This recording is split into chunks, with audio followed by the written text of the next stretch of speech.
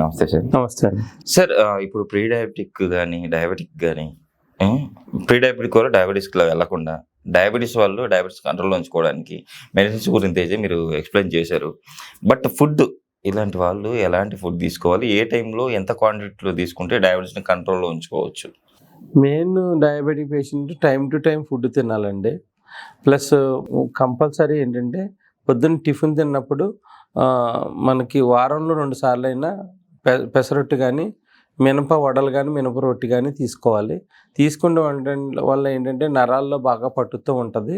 దాంతోపాటు మధ్యాహ్నం భోజనంలో కంపల్సరీ అరుగుదల శక్తి పెంచుకోవడానికి కొంచెం శొంఠి పొడి, నువ్వుల నూనె లేదంటే ఆవు నెయ్యి వేసుకొని భోజనం ఫస్ట్ ముద్దలు తినడం వల్ల అరుగుదల శక్తి పెరుగుతుంది. అరుగుదల శక్తి తగ్గడం వల్లనే ఈ యొక్క ప్రీ డయాబెటిక్ సమస్యలు ఎక్కువ వస్తూ ఉంటాయి. మనకు అరుగుతుంది పొద్దున్న పొట్ట క్లీన్ అవుతుందని కాదు కదా, తిన్న ఫుడ్ అంతా బాడీకి వంట పట్టుకోవాలి. మధ్యాహ్నం అయినా సాయంత్రం అయినా కూడా భోజనానికి ముందే తినాలండి. ఫ్రూట్స్ తిన్నా, ఏం తిన్నా, జామకాయ తిన్నా లేకపోతే ఏం తిన్నా కూడా భోజనానికి ముందు తింటే ఆ ఫైబర్ పొట్టని బాగా క్లీన్ చేయడానికి ఉపయోగపడుతుంది. దీంతోపాటు ఏంటంటే మనకి చాలామందికి ఆంధ్రాలో అయితే స్వర్ణ అని దొరుకుతాయి రైసు. అంటే వర్షాకాలం పంట మనకి గట్టితనం ఉంటుంది. వర్షాకాలం పంట తీసుకుంటే మనకి నీరసం రాకుండా ఎక్కువసేపు స్టోరేజ్ ఉంటుంది రైస్ తినేవాళ్ళు. చాలామంది రైస్ తింటాము మేము వేరే తినమండి అంటారు. వాళ్ళు ఏంటంటే స్వర్ణ రైస్ కొంచెం పాలిష్ తక్కువ ఉన్నది తీసుకుంటే మంచిది. పిఎల్ఎన్ కూడా దొరుకుతాయి ఆంధ్రాలో అయితే. ఇక్కడ అయితే మనకి తెలంగాణ అయితే బాగా ఓల్డ్ ట్రెడిషనల్ రైస్ కూడా అమ్ముతున్నారు. అది తీసుకుంటాం వల్ల ఎక్కువసేపు నీరసం రాకుండా ఉంటాయి.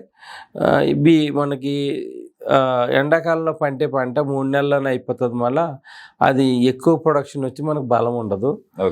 మిల్లెట్ తీసుకున్న వాళ్ళైనా ఒక పిడికెడు రైస్ అయినా కొంచెం మజ్జిగన్నంలో కలిపి తీసుకుంటాం వల్ల డైజెషన్ బాగుతుందండి.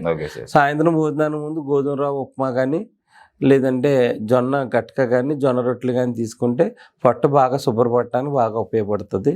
ఎక్కువ ఉదయం పూట ఆకుకూరలు, సాయంత్రం పూట కాయగూరలు తీసుకుంటూ ఉంటే ఈ ఫైబర్ వల్ల మనకు చాలా ఉపయోగపడుతుంది. కర్రీ ఎక్కువ తీసుకుంటాం వల్ల ఏంటంటే డయాబెటిక్ లెవెల్స్ కంట్రోల్లోనే ఉంటాయి. ప్లస్ ఈ ప్రీ డయాబెటిక్లో బాడీ డీటాక్సిఫై అవ్వడానికి బాగా ఉపయోగపడుతుంది. ఈ నాన్ వెజిటేరియన్స్ అయితేనేమో మనకి ఎగ్ వైట్ తీసుకోవాలి, ఎల్లో తీసుకోకూడదు. ఎల్లో తీసుకునే వాళ్ళు గ్యాస్ ఫామ్ అవుతుంది. వాళ్ళు ఫిష్ తీసుకోవచ్చు, తక్కువ క్వాంటిటీలో రెడ్ మీట్ తీసుకోవచ్చు. ఇలాగా నాన్ వెజిటేరియన్ తీసుకోవాలి. వెజిటేరియన్స్ అయితే ఏంటంటే ఎక్కువ మునగాకు వెజిటేరియన్, నాన్ వెజిటేరియన్ అని కూడా మునగాకు మానకన్నా వారంలో 2-3 సార్లు తీసుకుంటాం వల్ల ఏంటంటే మన కంటి చూపు మెరుగుపడుతుంది. దాంతోపాటు మనం కొన్ని ఆకుకూరలు ఉన్నాయి, మనకు బాగా దొరికే ఆకుకూరలు కంటి చూపు మెరుగుపడడానికి. తర్వాత ఎపిసోడ్లో ఆకుకూరల గురించి కూడా తెలుసుకుందామండి. ఉదయం పూట ఆకుకూరలు, సాయంత్రం పూట కాయగూరలు తీసుకుంటూ ఉంటే డైజెషన్ బాగా ఇంప్రూవ్ అవుతుంది. మునగాకు ఎక్కువ ప్రయారిటీ ఇవ్వాలి. వెజిటేరియన్స్ అయితే ఏంటంటే అట్టి తోట ఇలా కొన్ని మంచి ఫుడ్స్ ఉన్నాయి. ఆ మంచి ఫుడ్స్ మనం తీసుకుంటాం వల్ల ఏంటంటే ఫైబర్ ఎక్కువ ఉన్న ఫుడ్ తీసుకుంటాం వల్ల పొట్ట బాగా క్లీన్ అయ్యి మనకి డయాబెటిక్ నుంచి కూడా బయటపడటానికి మనకి చాలా ఛాన్సెస్ ఉంటాయి. అందుకే ప్రీ డయాబెటిక్లో ఫైబర్ ఫుడ్ ఎక్కువ తీసుకుంటే పొట్ట బాగా డీటాక్సిఫై అవుతుంది. అయ్యిందంటే మనకి గమ్ముని చాలా ఫాస్ట్గా మన హీల్ అవ్వడానికి అవకాశం ఉంటుంది.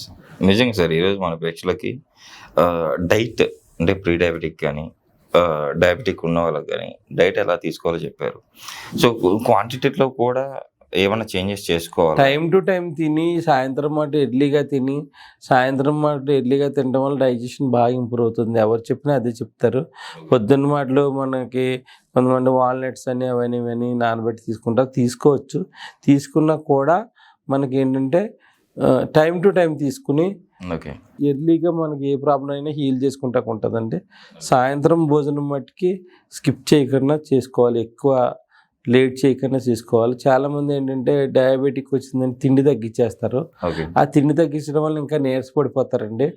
దానివల్ల ఏంటంటే మనకు కొత్త ప్రాబ్లమ్స్ అన్నీ వస్తూ ఉంటాయి. అందు గురించి ఏంటంటే శుభ్రంగా ఎర్లీగా తినటం వల్ల, ఏం తిన్నా కూడా ఎర్లీగా తినటం వల్ల కొంతమందికి మనం చెప్పిన అవకాశం ఉండకపోయిన వాళ్ళు కూడా ఎర్లీగా భోజనం చేయటం వల్ల ఏమవుతుందంటే మనకి మనకి గమ్ముని ఏ హెల్త్ ప్రాబ్లంకి లొంగిపోకుండా ఉంటాము. సాయంత్రం ఒకవేళ లేట్ అవుతుందంటే వాళ్ళు ఏదైనా జొన్న రొట్టె అలాంటివి తింటే ఈజీగా మనకి పొట్ట క్లీన్ అయిపోతుంది, డైజెషన్ అయిపోతుంది. సార్ ఇంకోటి ఏంటంటే ఇప్పుడు అంటే డయాబెటిక్ ఉన్న వాళ్ళకి ప్రీ డయాబెటిక్ ఉన్న వాళ్ళకి అంత ఎక్కువగా ఆకలి అవ్వదు.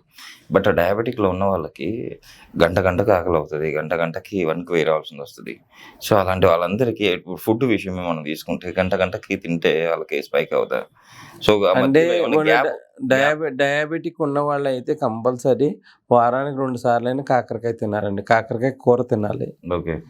ప్లస్ దాంతోపాటు వాళ్ళు ఏంటంటే పొద్దున్న మాటలు వాళ్ళకి నీరసం వచ్చేస్తూ ఉంటుంది.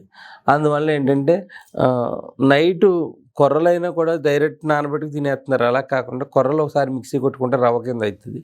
దాన్ని జావ కింద చేసుకుని ఒక గ్లాస్ ఎర్లీ మార్నింగ్ వాకింగ్ వెళ్ళి వచ్చిన తర్వాత ఈ యొక్క చూర్ణాలు తీసుకున్న తర్వాత ఒక గ్లాసు జొన్న జావ కానీ, పచ్చజొన్న జావ కానీ, మన కొర్రల జావ కానీ ఎన్నో రకాల అవసరం లేదు. ఈ 2 జావలు కానీ తీసుకుంటాం వల్ల ఏమవుతుందంటే ఎక్కువసేపు నీరసం రాకుండా ఉంటుంది. కొంతమంది టిఫిన్ తింటే వెంటనే అరిగిపోతుంది. ఇది ఎక్కువసేపు స్టోరేజ్ ఉంటుంది. ఆ జావని క్యారీ చేసుకుని ఉదయం, మధ్యాహ్నం, సాయంత్రం 3 పూట్ల మనకి 2 గంటల టైంకి భోజనం తింటాం అనుకోండి, లేట్ అయిపోతుంది అనుకో, 1 గంటకల్లా ఒక గ్లాస్ జావ తాగి ఒక అరగంట గంట లేట్గా చేసినా ఇబ్బంది ఉండదు. ఆ టైంని బ్రేక్ చేసుకోకుండా ఆ టైంకి ఏదైనా ఒక జావని పెట్టుకుని తాగడం వల్ల ఏమవుతుందంటే వీళ్ళు ఎక్కువసేపు నీరసపడిపోకుండా ఉండడానికి ఎక్కువ ఛాన్స్ ఉంటుంది. ఎనర్జీ లెవెల్స్ బాగా పెరుగుతాయండి. నైట్ టైం అశ్వగంధ తీసుకోవడం వల్ల ఏమవుతుందంటే వాళ్ళకి అసలు నిస్సత్వం లేకుండా ఉంటుంది. నిజంగా సార్ ఈరోజు మన ప్రేక్షకులకి డైట్ గురించి, డయాబెటిక్ డైట్ గురించి చాలా చక్కటి వివరించారు. Thank you sir.